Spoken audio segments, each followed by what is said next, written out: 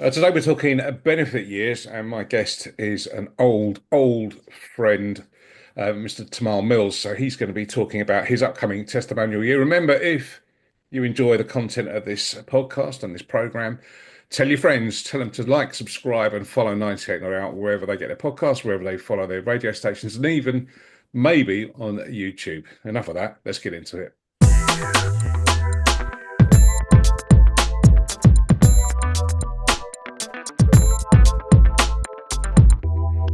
Tamal, it's great to see you and have you on at the program. How are you keeping? Yeah, very good, thank you, mate. Long time. But yeah, Yeah, very, very good, thank you. How are you? I'm okay. I'm all good. Always a pleasure to see you and talk to you. So a big year, 2025. You have got a testimonial year down at Sussex. Does that make you feel old? It does a little bit. Well, I left Essex when I was pretty young. So I left Essex when I was 22, I think. So yeah, this will be my 11th season down here at Sussex. So I did just finish my 10th last year, and yeah, going into my 11th. But yeah, I'm still 32, so I've still got some years left in the tank. But yeah, no, it's a great privilege and a great honour. The club haven't done one down here for a while. So when I was approached to say that I'd been considered to get one, it was obviously great. The club have given me an awful lot over the years, and yeah, hopefully I can put on some really good events that people want to come to and raise some money for some great charities as well. Yeah, it's a funny thing. I was talking about this recently that benefit years or testimonials used to be all the rage. I mean, every county had one to a honoured player, and it was a very regular thing. But it seems to have gone out of fashion. But we've got yourself in 2025, Nick Brown, horse at Essex, and Rory Burns up the road at Surrey. So they are back, but they are well-deserved honours. I mean, I was quite. I sort of do a double take when I realised you've been at Sussex for as long as you have. I remember a very sprightly teenage Tamar Mills at Essex, noisy boy, as my son tagged you in those early days. But it's Sounds been a about great right. move, isn't it? Yeah, it has, and like, obviously, I left young. I think when I obviously left Essex and moved down here, not knowing anybody down here really at the time. Luckily I had one mate who I went to uni with who was from down here, and he also finished uni, so at the same time, and so I lived with him that first year. So I had a mate away from cricket.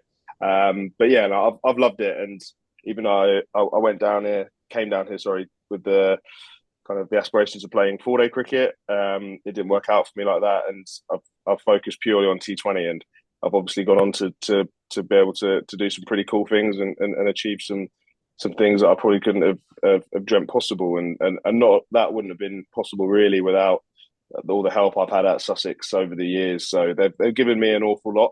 And yeah, they've obviously continued to give me a bit more now. We've been able to do this year, but it's a lot of work, as you know, been involved with testimonial years. I had a good chat. I called up Nick Brown actually because I know me and Brownie obviously played together back in the day at Essex. So I called him up just to see how he was getting on and just to kind of swap notes and see if we could help each other out a little bit.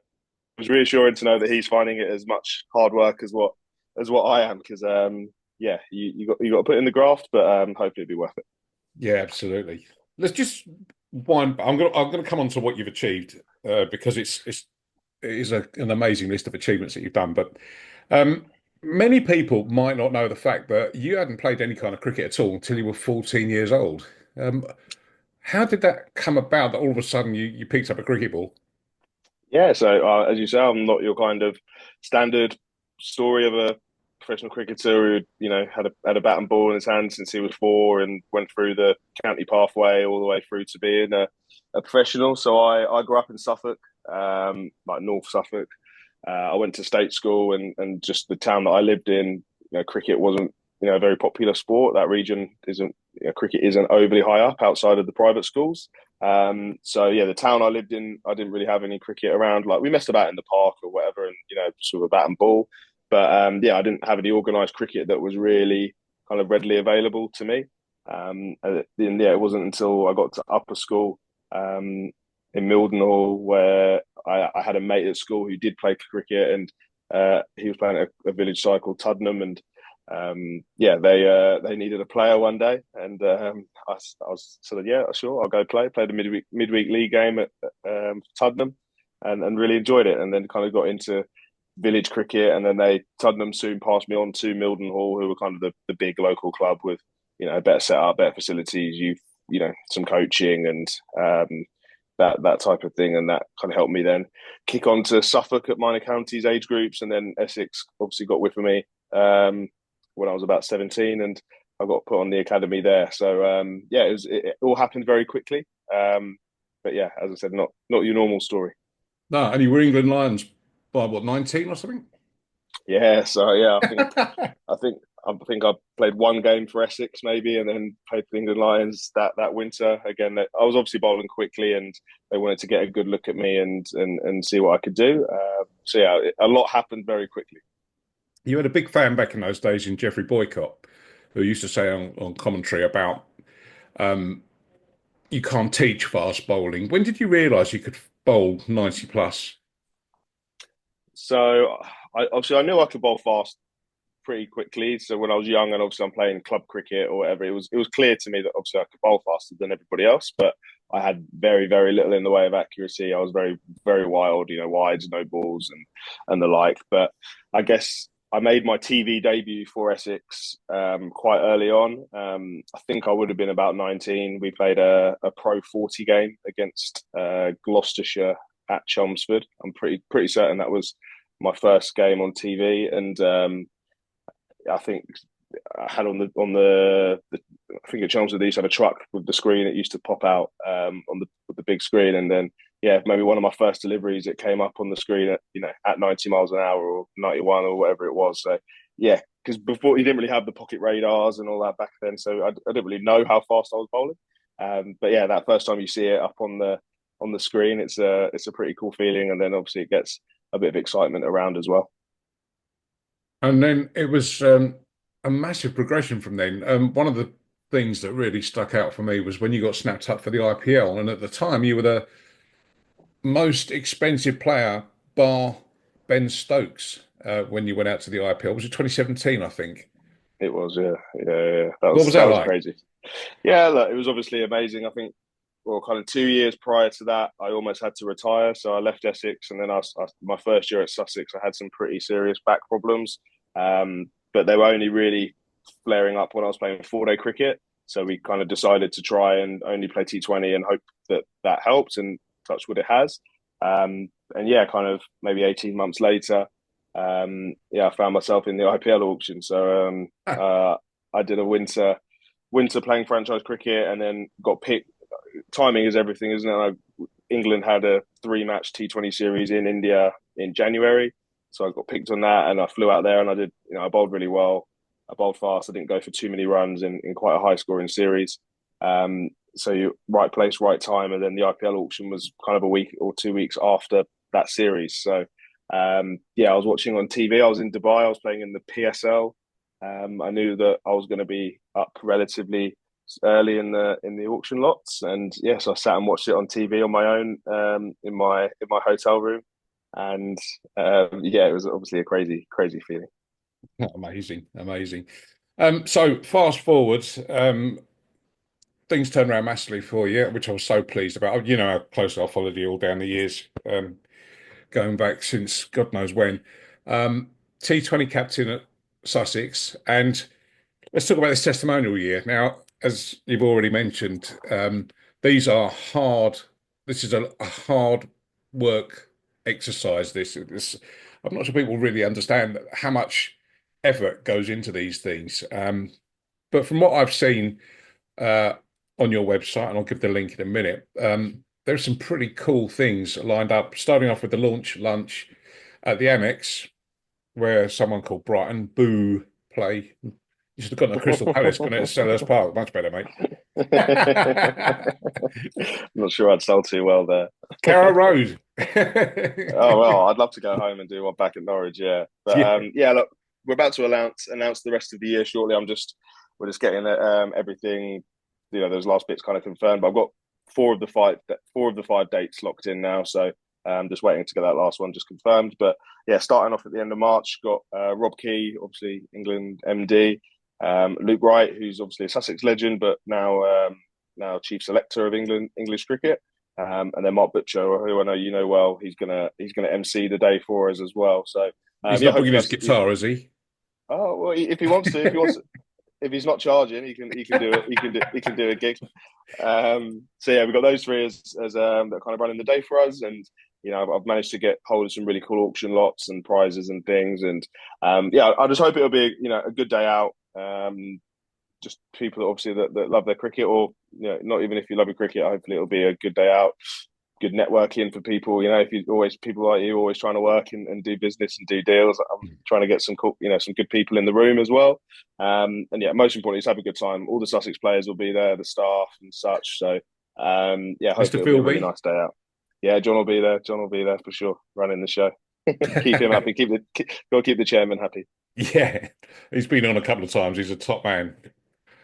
Very, very, very good chairman. Very sort of hands-on. Gets a bit of dirt Yeah, under his fingernails, and yeah, yeah, he loves it. he does. He does. So I will put the link on the description. If I think there are some tickets still available, but don't hang about if you are thinking about getting down to this, and I suggest strongly that you do.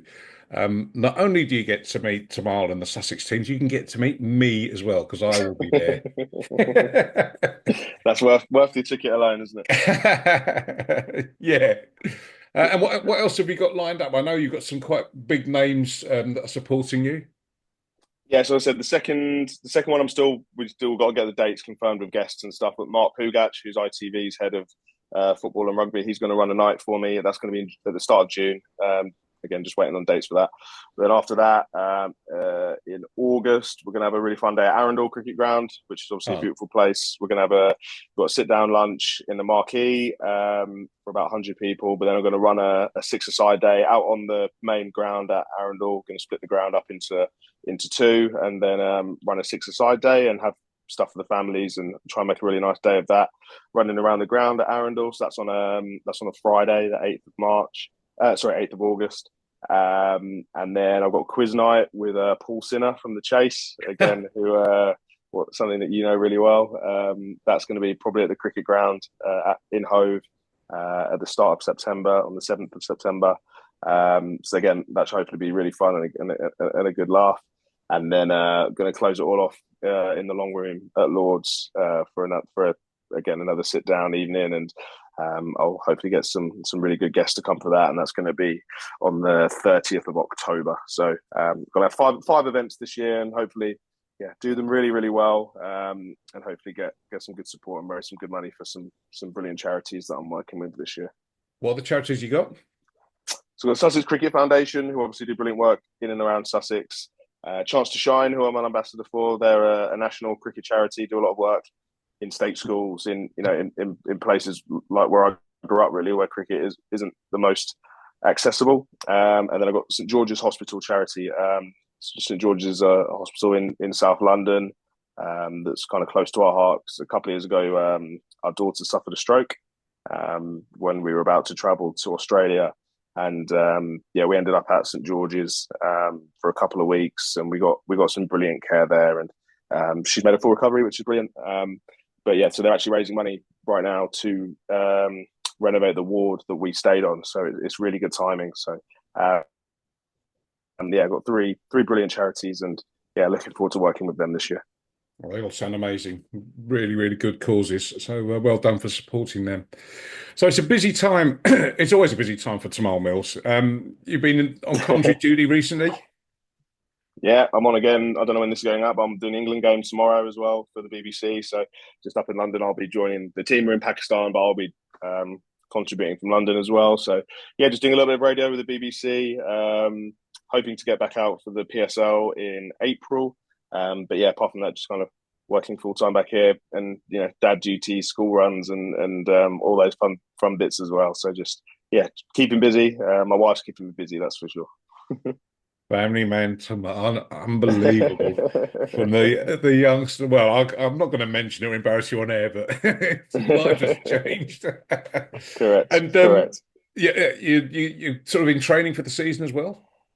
Yeah, so I'm having a bit. I've been bowling all winter pretty much. I've been playing here, there, and everywhere, but yeah, home now. So I'm just gym and just kind of ticking over, and yeah, having some time off bowling, letting the body just calm down for a little bit. And then yeah, once the boys get outside again and start getting ready for the championship, kind of back end of March, early April, I'll get back bowling outside again. But yeah, I'm not bowling indoors or anything at the moment because I've got nothing kind of that's urgent coming up. So yeah, if I don't end up at the PSL, I'll just be getting ready for the T20 Blast starting again in at the end of May.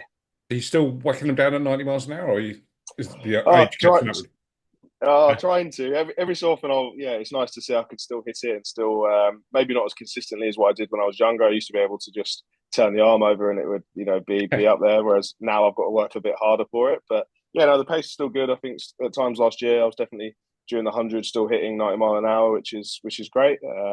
Shows that I've been in a good place and I played a lot of games. That's the most important thing. I staying fit and kind of backing up the games and churning them out. And yeah, obviously trying to do well for Sussex as well. We got to finals day last year, which was brilliant, but unfortunately got knocked out in the semis. But hopefully we'll try and get back there again this year. You mentioned 100. It's the subject on everyone's lips at the moment, but I just noticed the Southern Brave announcements this week. I mean, that side, both the men and the women's teams, um, incredible. You've been close and won it indeed before. High hopes for this year. Yeah, no. Again, we've got a really strong squad. Again, I think guys are wanting to stay and play there. We've got a really good group. We've stayed pretty consistent. We're probably us and the Oval side have probably been the two teams that have managed to keep the core of players together for the most part. So we've done the same again, and yeah, we've got a good thing going there. As I said, we've made it out of the group 3 of the 4 years. Got to two finals. Obviously, lost in the final last year. Won the final year one. But yeah, I love the 100. It's great. We get great support down at the Utility Bowl. All our games are sold out. They're pretty much sold out for the women's games as well. Probably 75% full for the girls' games, and then those extra few come in for just our game. But yeah, it's great. It's great. I signed my retention with them a few weeks back and got that sorted. So that was brilliant. So really looking forward to that. It's always a kind of highlight of my summer now. Something that I always really look forward to. A bowling attack of you, Jofra, and CJ. Do you think that's strong enough? I hope so. It's got Craig Overton as well. He always does a great job with the Yeah. new ball. He's a really talented bowler. So yeah, we kind of we hang our hat on having a really good seam attack, and yeah, we'll try and keep doing it for a few more years to come. And of course, mentioned to Lauren Bell and Danny White on the women's team, both fantastic players. Yeah, Um, absolutely. I will wrap it up there. So, if you're interested, have a look at, well, if you're not, just have a look, interested or not, at tamal25.co.uk and get your hand in your pocket and get along to one of these events. If you are in the Sussex area, get yourself to the Amex at the end of March. Um, get yourself down to Arundel. If you've never been to Arundel, this is an excuse to go there. What a fantastic place that is.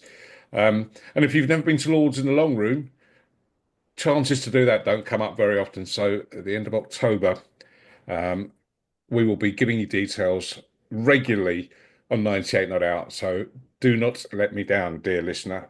Support this fantastic cause and this fantastic player that is Tymal Mills. And I should say, just before we go, and it's going to make you blush, but when these awards are handed out, testimonials of benefits, whatever else, they're not handed out lightly. And I think you are the absolute example of the ultimate club player that deserves this kind of recognition.